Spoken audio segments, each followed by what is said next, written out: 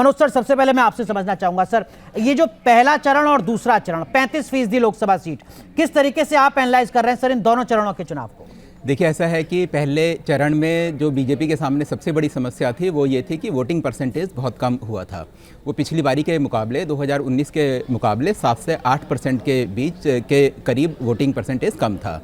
तो मेरे को लगता है कि वो देखते हुए फेज़ 1 के बाद बीजेपी ने कोर्स करेक्शन किया और एक नया मुद्दा वो लोग लेकर आ गए। तो वो मुद्दा आपने ध्यान दिया होगा कि प्रधानमंत्री जी ने राजस्थान में जब भाषण दिया कि ये कांग्रेस वाले या इंडी वाले आपकी जो संपत्ति है वो लेंगे और लेने के बाद उन लोगों में बांटेंगे जिनके की बच्चे ज़्यादा होते हैं।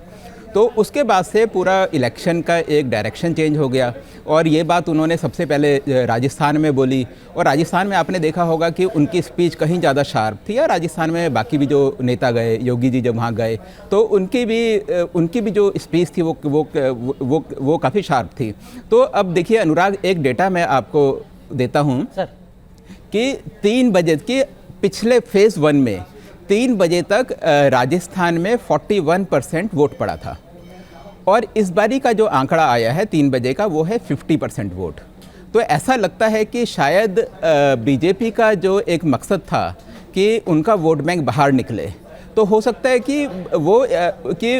कि वो इस मकसद में कुछ हद तक आप कह रहे हैं 9% बढ़ गया 2019 के मुकाबले। 8% नहीं, 2019 के मुकाबले नहीं जी फेज़ 1 के मुकाबले। फेज़ 1 में 3 बजे तक 41%, मैं सिर्फ राजस्थान की बात कर रहा हूं क्योंकि मेरे पास सिर्फ राजस्थान का ही डेटा है। 3 बजे तक फेज़ 1 में राजस्थान में 41% के करीब वोटिंग हुई थी और इस बारी जो वोटिंग है फेज़ 2 में वो 50% हो चुकी है। और आपका ये कहना बिल्कुल ठीक है कि ऐसे होता है कि जो लोकल सीट्स पे भी इफेक्ट पड़ता है। कुछ सीटों में वोटिंग परसेंटेज पहले ही, अगर मतलब कि कुछ में ट्रेडिशनली ज़्यादा वोट पड़ते हैं और कुछ में कम वोट पड़ते हैं, वो सारी बातें ठीक है, लेकिन मोटा मोटा हमें कह सकते हैं कि थोड़ा वोटर बाहर निकला है 3 बजे तक का आंकड़ा देख के। असली बात तो शाम को जब 7-8 बजे जब इलेक्शन कमीशन के फिगर आएंगे उसी समय हमको मालूम चलेगा। बिल्कुल सर, जो आप आंकड़े बता रहे हैं वो मैं जरा दर्शकों को भी जानकारी दे दूं कि राजस्थान में बाड़मेर में 2019 में लगभग 73% मतदान हुआ था। आज दोपहर 3 बजे तक लगभग 60% मतदान हो चुका है। उदयपुर में 2019 में 70% मतदान हुआ था, 51% मतदान हुआ है अभी तक। लेकिन बांसवाड़ा और चित्तौड़गढ़ ये 2 ऐसी सीट हैं जहां पर मतदान 60% के आसपास हो चुका है दोपहर 3 बजे तक 2019 के मुकाबले। एनके सर, जो बात मनोज सर ने कही अभी कि देखिए पहले फेज के मुकाबले दूसरे फेज में भारतीय जनता पार्टी ने जिस रणनीति के तहत काम किया, ऐसा लगता है कि वो क्लिक कर गई। दोपहर 3 बजे तक राजस्थान के पहले चरण के मुकाबले दूसरे चरण में अगर वोट प्रतिशत 8-9% बढ़ रहा है तो आपको लगता है कि वो बीजेपी की उसी रणनीति का असर है? N K sir. बिल्कुल एग्जैक्टली मैं भी यही सोच रहा था कि अगर मुझसे आप पहले बुलवाते तो एग्जैक्टली यही कहता जो मनोज जी कह रहे हैं जी। ये देखिए, ये पिच बदला है। पहले फेज के बाद से बहुत शार्पेंड हुआ है और उसमें कम्युनल फैक्टर, और आप जानते हैं जिस तरह इनहेरिटेंस का लेके सैम पेट्रोदा का स्टेटमेंट आया, उसके बाद मोदी जी ने टेक ऑफ कर लिया इसके साथ और पूरे बीजेपी ने कर लिया। उसके बाद फिर गरीबों का लूट के ये दे देंगे किसी कम्युनिटी को और आपका सुहाग ले लेंगे, मंगलसूत्र ले लेंगे वगैरह वगैरह।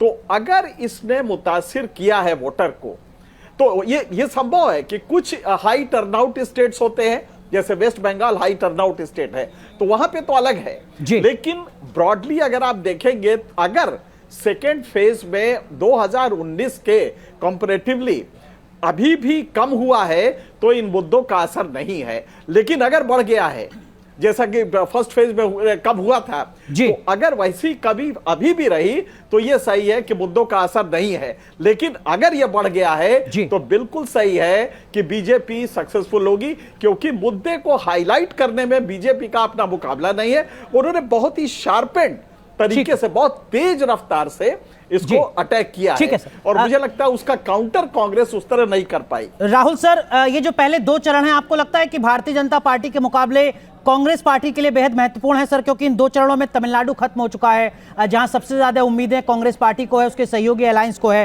केरल खत्म हो चुका है जहां पर सबसे ज्यादा उम्मीदें कांग्रेस पार्टी को है बीजेपी के मुकाबले। राजस्थान में बीजेपी मानकर चल रही है कि इस बार हम डेंट कर देंगे, राजस्थान का चुनाव प्रचार खत्म हो चुका है। अगर बाकी पूर्वोत्तर के राज्य और उत्तराखंड को छोड़ दें तो राहुल सर। अनुराग, इन प्रदेशों के साथ आप इसमें कर्नाटक को भी जोड़ लीजिए, जी। क्योंकि कर्नाटक में तो अभी सरकार बनी है, आप जानते हैं कांग्रेस की सरकार है, और पिछली बार वहां भी बीजेपी को एक तरफा जो पूरी थोक में वोट पूरी सीटें मिली थी, तो वहां पर कांग्रेस की उम्मीदें इन सभी राज्यों के साथ साथ कर्नाटक से भी हैं और अच्छी खासी हैं। तो ये और अब आज पूरा ये हो जाएगा, और केरल तो हम जानते ही हैं, तो अब देखना होगा। लेकिन ये एक बात तय है कि पहले चरण में जब वोट कम हुआ तो उससे बीजेपी ने दो काम किए हैं। एक तो प्रधानमंत्री ने अपनी रणनीति बदली है, प्रचार के बिंदु बदले हैं, और बिल्कुल शुद्ध हिंदू मुस्लिम वाला एक मुद्दा उन्होंने शुरू किया है जिस पर वो लगातार कायम है, आज भी कायम है। और उसके बाद कांग्रेस के मैनिफेस्टो से एक चीज जो उसमें थी ही नहीं, वो वितरण की बात की है, आपकी संपत्ति छीनकर बांट देंगे लोगों में।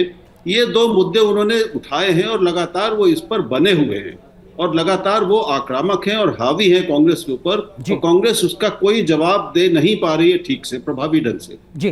दूसरा हिस्सा इसका ये है कि बीजेपी का जो अपना संगठन है कार्यकर्ताओं का, वो बूथ के स्तर तक जाकर वो हमेशा से मजबूत रहा है। मुझे लगता है कि पिछले चरण के बाद उसको थोड़ा ज्यादा सक्रिय किया गया है, उसमें ऊर्जा भरी गई है, और जो कमी रह गई उसको इस बार पूरा कर लिया जाए, ये पूरी कोशिश संगठन की ओर से बीजेपी ने की है। ठीक है। विकास चंद्रा हमारे सहयोगी हमारे साथ जुड़ रहे हैं, लगातार बीजेपी को कवर करते हैं। विकास, बीजेपी कैसे आकलन कर रही है इन दो चरणों को, वो मैं आपसे समझूंगा, लेकिन इस वक्त आप मेरठ में हैं। मेरठ की सीट पर भी सबसे ज्यादा चर्चा हो रही है। मतदान का प्रतिशत अमरोहा के बाद दूसरे नंबर पर मेरठ में था, जहां से आप आए। इस वक्त आप गाजियाबाद में, लेकिन पूरे पश्चिमी उत्तर प्रदेश में जितनी लोकसभा सीटें हैं उतनी देश के लगभग आधे राज्यों की कुल लोकसभा सीट नहीं है। अगर राज्यवार हम देखें तो 16 सीटों पर चुनाव हो चुका है। पूरे पश्चिमी उत्तर प्रदेश में क्या कुछ सेंस आपको नजर आया विकास, जब आपने दौरा किया?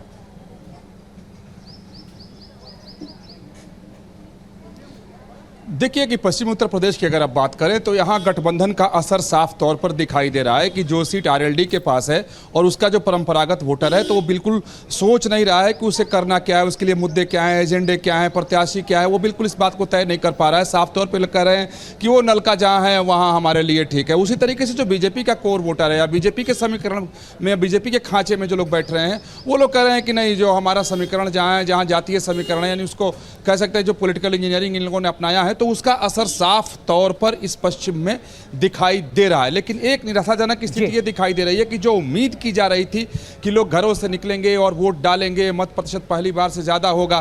खासतौर पर अगर गाजियाबाद की अगर हम बात करें तो पिछले 2019 में 56% के आसपास कुल मतदान रहा था, पूरे सिर्फ गाजियाबाद की बात अगर करें लोकसभा क्षेत्र की।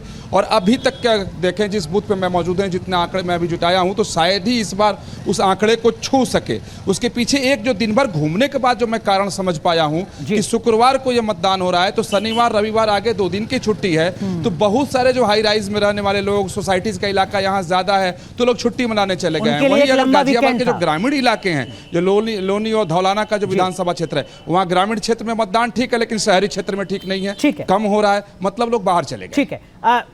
मोहित राज दुबे, आपसे समझना चाहूंगा, एक लगातार सवाल चर्चा लगातार होती रही कि देखिए साहब, जैसे ही वायनाड में वोट पड़ेंगे वैसे ही कांग्रेस पार्टी ऐलान कर देगी कि राहुल गांधी उत्तर प्रदेश में भी चुनावी मैदान में उतरेंगे। क्या वाकई इस रणनीति पर कोई काम करेगी अब कांग्रेस पार्टी, तब जबकि वायनाड में वोट डाले जा चुके हैं और वायनाड में भारतीय जनता पार्टी अपने वोट प्रतिशत को बढ़ाने के लिए लड़ाई लड़ रही है? क्या कांग्रेस को इस बात का अंदेशा है, इस बात का खौफ है, डर है?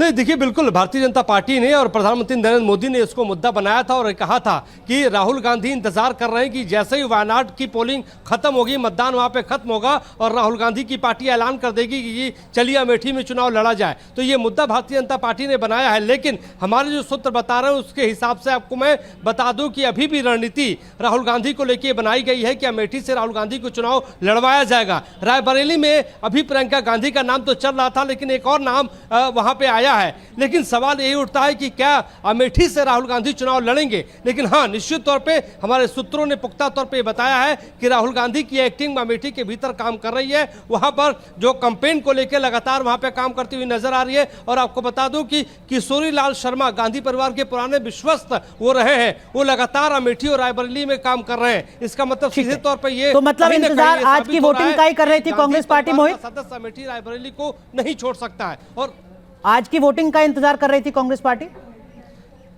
बिल्कुल, देखिए, कांग्रेस इस रणनीति में कहीं ना कहीं देखिए, कांग्रेस पार्टी ने ये बात तो नहीं कही है, लेकिन कहीं ना कहीं जो जिस तरीके से भारतीय जनता पार्टी ये कह रही है, लेकिन कहीं ना कहीं आपको ये भी हम बताते चले कि कांग्रेस पार्टी की रणनीति हमेशा से रही है। और राहुल गांधी से जब ये सवाल पूछा गया है कि क्या आप अमेठी से चुनाव लड़ेंगे, तो उनका सीधे तौर पर हमेशा से यही कहना रहा है कि जो है पार्टी तय करेगी, सीईसी केंद्रीय चुनाव समिति तय करेगी कि मुझे अमेठी से लड़ना है कि नहीं लड़ना है।